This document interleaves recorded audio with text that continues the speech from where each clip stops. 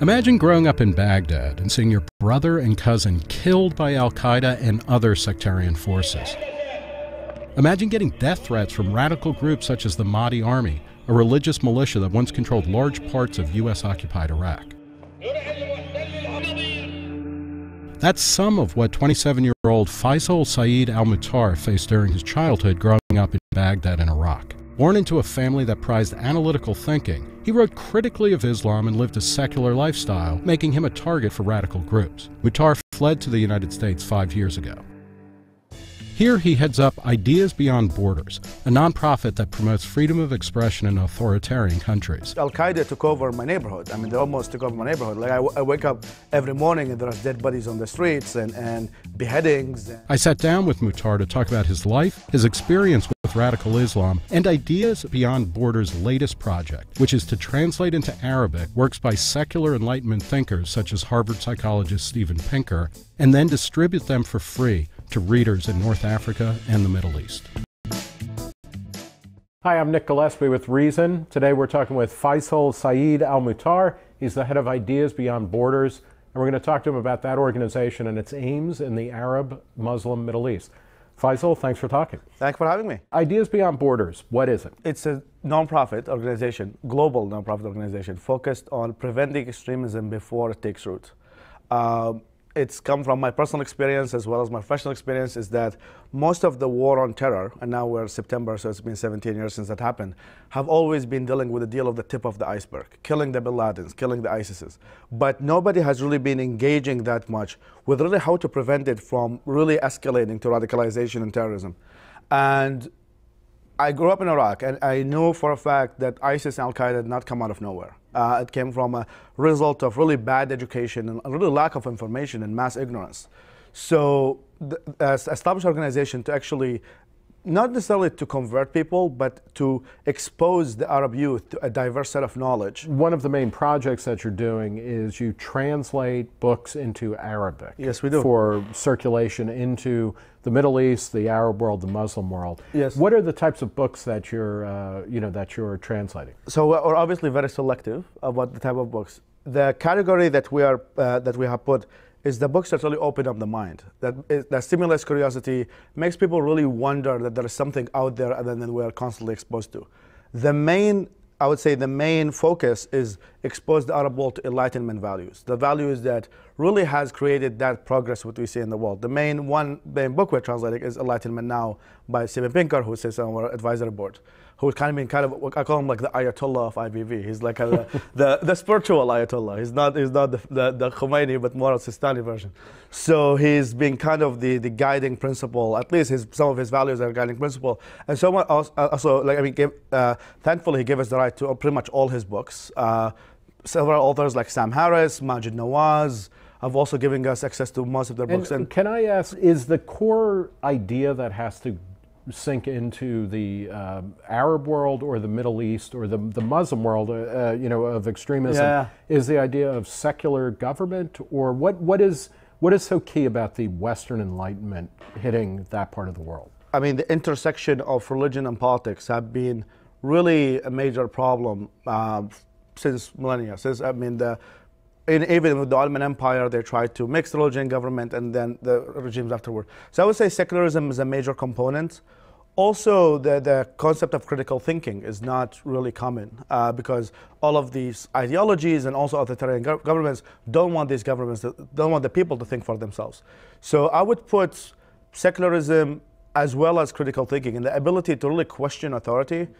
Whatever that authority is, I would say is a central component that we want to bring to the Muslim world. Because the moment the people are able to think for themselves, the moment all of these brainwashing and all of this dogma that they are being taught all the time will be questioned, and then that's going to lose many of its value. We tend to look at the tip of the iceberg, the actual Islamic terrorism or extremists, but there's this, it's built up on an education system that is weak. Where is that education system coming from, and how long has it been in place? If you look at it as a kind of a spectrum, you put, let's say, 10 being the ISISes of the world and the Hezbollahs of the world. So people move gradually, sometimes quickly, from, let's say, 0 being kind of the cultural, open-minded Muslim to the 10s. So I grew up in the education system of Saddam Hussein's Iraq, and then many of the Syrians are growing up under Assad, and then the ones in Saudi Arabia growing under the kind of the Wahhabi, and then Egypt is also under Sisi/Azhar/Muslim Brotherhood. This is a mainstream like bad education that most of the Arab youth are getting. It's there leaves no room whatsoever for any room for critical thinking, and that's why like whenever there are so many polls are done. I mean, for example, you hear like so many people having contradictory beliefs. One of the, I mean, it's not obviously the most accurate one, but they asked people like, do you believe Islam is a religion of peace? They said yes. Like 70% people said yes. And that's our Muslim audiences. Then they said, do you think people should be killed for leaving Islam? Many of the same people who said Islam is a religion of peace said yes, the people who leave Islam should be killed. And that contradiction is not coming out of nowhere, in my opinion. It's coming from really lack of being able to maintain reason. And the same thing for like questions about 9/11 and jihadism and all of these questions. I was like, do you believe 9/11 is a good idea? No, I don't believe. But do you believe that suicide bombing and killing civilians is okay if you have a bigger goal? They probably is going to say yes. So there's like this contradictory of the mind is ingrained because of many of these dictatorships and extremists really want to keep the people as ignorant as possible. And they have failed to some extent when the Arab Spring happened. I mean, the Arab Spring was kind of the beginning of people saying, stop it. Stop it, not necessarily, I mean, there are so many reasons why the Arab Spring happened, which we can discuss for a long time. But some of it is that we are not going to be listening to everything you're telling us to be true. And that is, and has been done successfully in countries like Tunisia, in which many of the people are educated and have been exposed to Enlightenment values because of their relationship with France. And the goal is to really take that Tunisian experiment of education. That's why the Arab Spring is far more successful than any other Arab Spring. Like Tunisia, because the population is educated and they have been exposed to these ideas of separation of powers, secularism, the importance of individual rights, all of these things. So even when they had a protest, it was less violent. It was about values. It was about people really wanting their rights. But if you look at the other parts of the region, like Syria, like Egypt, because many of the people were ignorant because of the regimes, you see that even the revolutions were not, some of them were violent. They took a path of violence, and they were not really motivated that much by the ideals of French Revolution, which is how sometimes Arab Spring has been portrayed. Talk about how difficult it is to distribute these texts. I mean, this is a great thing if you get Steven Pinker donates the rights to the Arab translation of Enlightenment Now or of his previous books. How difficult is it to take that book and you turn it into an electronic form and then you circulate it? Talk about the difficulties in that. The process that we acquire the rights legally, and then we translate them, and then we edit them and proofread them, and then make them available as PDF, and also we're expanding to the audio-visual, include audiobook and others. In terms of reach, I mean, the Middle East mostly have access to social media. With terms and conditions apply, because sometimes you get monitored and everything. But now, I would say many of the things that I love about the region is that it's one of the most youthful populations in the world, and they have this tech savviness in which if the government is blocking this website, they know how to install a VPN, etc., etc. So we have multiple distribution partners in which we're pretty much access to roughly between 30 to 40 million people between the age of between 15 and 30. And these are social media pages, and social media is actually playing a major role while it's a source for fake news for many parts of the West, but it's also a source of really spreading good ideas, because that's not the mainstream. So many people go to this social media for the alternative sources, and we're trying to make this alternative sources to be Enlightenment Now. So we package the book and we make it as accessible as possible, easy to click. And building our digital library is going to be done in 3 months, named after the House of Wisdom in Baghdad. So that's kind of to give it a cultural connotation. And I would say, I mean, there are some countries who are much more difficult. I mean, Saudi Arabia, I would say, the theory of evolution, the Wikipedia page of theory of evolution is banned in Saudi Arabia. One of the issues also we're currently facing is that many of the translators who work in the region, mostly those who work in the more established translation houses, because there are blasphemy laws inside these countries, they cannot deal with this. They're like, if we translate it Latin now, and blasphemy can mean literally anything you want it to be. I mean, the Emir of Dubai, if he thinks that condoms are blasphemous, means it's blasphemous. So it's not necessarily a very specific definition. So one of the issues we're always facing is that the publishing houses as well as the translation houses in the region were like, we don't want to touch this material. This is, and that's the reason why we exist, to be honest. This is actually because we became the publisher. Considering that we are based in the United States, so we're not ruled by, I mean, thanks to Allah, right? We're not ruled by blasphemy laws and all of that. So we're kind of utilizing the First Amendments in the States. So that's why it's going to give us a great ability to operate freely.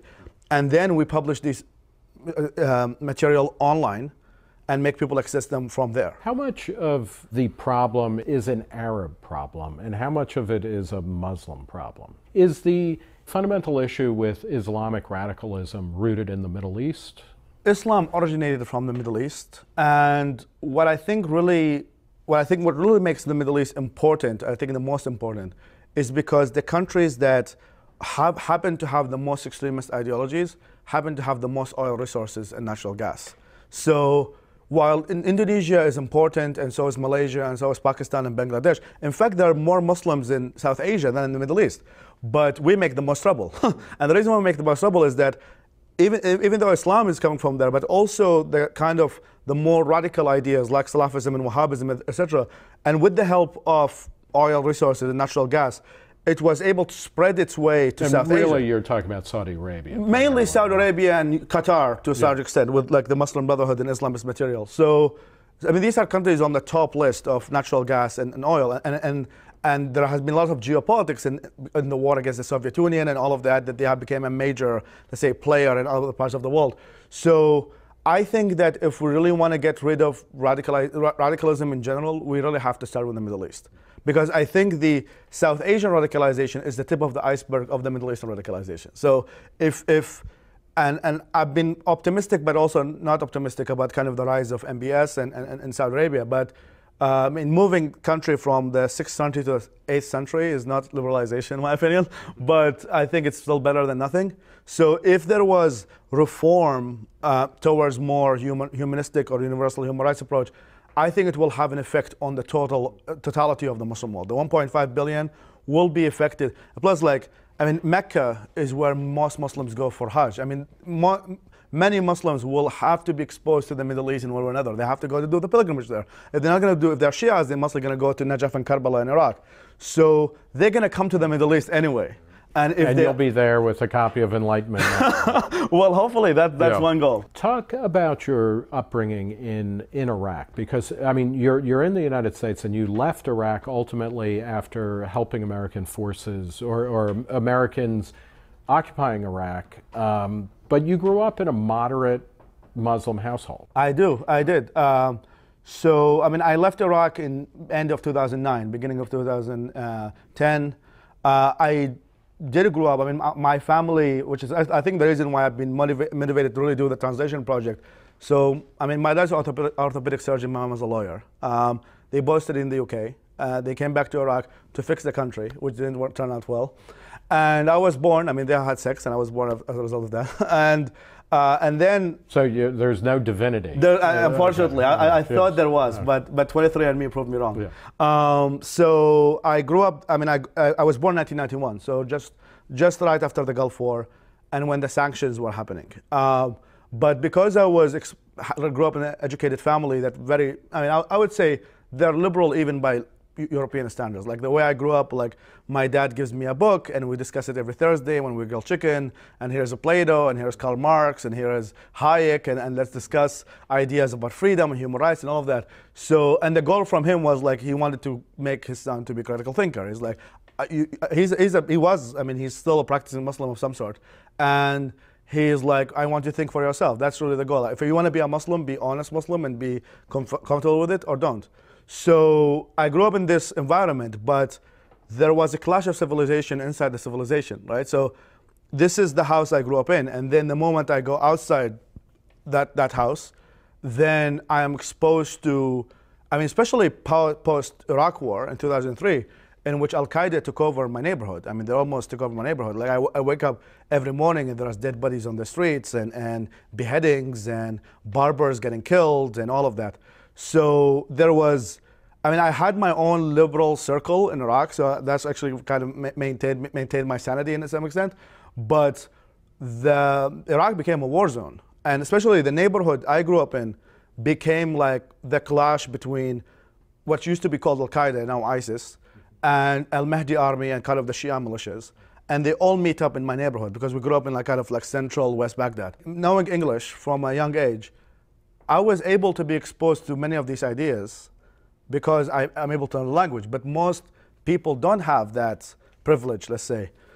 So so it's been like knowing that many people are exposed to a lot of nonsense really motivates me to kind of correct that. The number of books that are translated into Arabic every year is it's a disaster. It's a disaster. I mean, the latest report we have from the UN, even though it's old, and I'm trying to update it, and also MIT Media Lab doing some of that, is that there are more books translated to Spanish in 1 year than Arabic in 1,000 years. And even add to that, even something as accessible as Wikipedia, Arabic is rated one of the lowest in terms of articles. So there is a knowledge deficit. And there's a knowledge deficit about what the values that really make society grow. That like enlightenment and individual rights and separation of powers. Most people don't know these ideas. And it's no surprise that like when America came in to win the hearts and minds, that didn't work out well. We recently marked the 17th anniversary of the 9/11 attacks. Yeah. What is the best way that the United States can contribute to a lessening of Islamic terrorism that doesn't, you know, actually end up causing more problems or causing as many problems as it might try to solve? Can I pitch my organization now? Yeah. This constant warfare and stuff. Not that I don't believe that there is some needs for wars once in a while, but I think that really engaging with the Muslim world and really being on the right side of history in terms of supporting the people who hold these ideas and spreading these ideas. I think that it's a long-term goal to make people adhere to some of these values that I think makes them progress, but I don't think there is an alternative to that. I think that soft power and more engagement in education and really approaching the Muslim world not as an enemy, but as a world that we can help and we can learn from. What are the things that we can learn from? Well, I mean, there are some elements within Middle Eastern societies that I think are good. I mean, we value family. We value it's a land of civilization. I mean, where I come from, I mean, obviously Iraq is a modern state, but I was born in Babylon, and that's and also Egypt. They have also history with Egyptians. So there's a lot to learn from the Middle East. It's a region filled with the cradle of civilization, and also one day, once upon a time, which is when the House of Wisdom was there and all of that. This was an area which was very developed in science and progress and good values that while Europe at the time was actually living in some sort of dark ages. So I think that it can be done again. And if that region of the world succeeds and becomes better than it is right now, it's good for all of us. I mean, number one, it's good for the people who live there. It's good for the women who are constantly being persecuted for not wearing a headscarf in Tehran. So it's good for the people there to follow, let's say, the trajectory of human rights and separation of powers, individual rights. And it's also, I mean, if something that 9/11 has taught us, I think, is that the Middle East is the opposite of Las Vegas. What happens in the Middle East doesn't stay in the Middle East. You have to be engaged, and you know that violence is not the solution. So support the war of ideas and really getting. And also we have to defend these values at home here as well. Are you optimistic about the near future? I mean, Europe is worrying me quite a lot. I think America has a strong foundation that is not going to turn crazy. And also because America is not based on not nation state, but nationalistic identity, which is tied to race, which is kind of different than Europe. Europe has a history, there's a French, and there's the Germans, and there's all of that. And what's happening there, especially with the migration, also the former immigrants who come from the Muslim world or the Arab world, is that you have people who have very strong identity and you have people who also have very strong identity, and they immediately clash. And Europe, was a birthplace for many bad ideas regarding to race and others. And this, even though they had a phase of kind of the European Union and peace and all of that, but these ideas can reemerge again. So I'm very worried about the future of Europe. I think that it might be possible that a recreation of some sort of a far-right movement that really makes its way to power is possible. We can see it in some countries. I think Hungary is one of them, and I think Denmark, they lost the elections, the kind of the party, the centrist party. So yeah, I mean, Marine Le Pen in France, and I mean, thank goodness we got the centrist guy, but the fact that she was able to gain that much support is a problem. And also, I mean, when it comes to the States, I mean, you got the travel bans, and you got the kind of the anti-Muslim rhetoric on one side, and then you have kind of the constant victimization identity politics that are played by the other side, to the way that it's getting more and more difficult to have a conversation. It's really a nuanced conversation. And I always mention that, like, if we look at humans, humans are complicated, and they can be oppressed and they can be oppressors at the same time. And somebody can be facing an anti-Muslim bigotry, which I'm against, but this person can also kill his daughter for having a boyfriend. These two things do not contradict each other. So trying to just put Muslims on one hand as oppressed, oppressor, etc., you're not really looking at humans and Muslims as human beings. And we have to look as Muslims as human beings and try to understand the nuances of their religion and their personality and the culture they come from. Until we get that, then we're going to constantly be part of this rhetoric of the far right and the far left. We've been talking with Faisal Saeed Al-Mutar. He's the head of Ideas Beyond Borders. For Reason, I'm Nick Gillespie.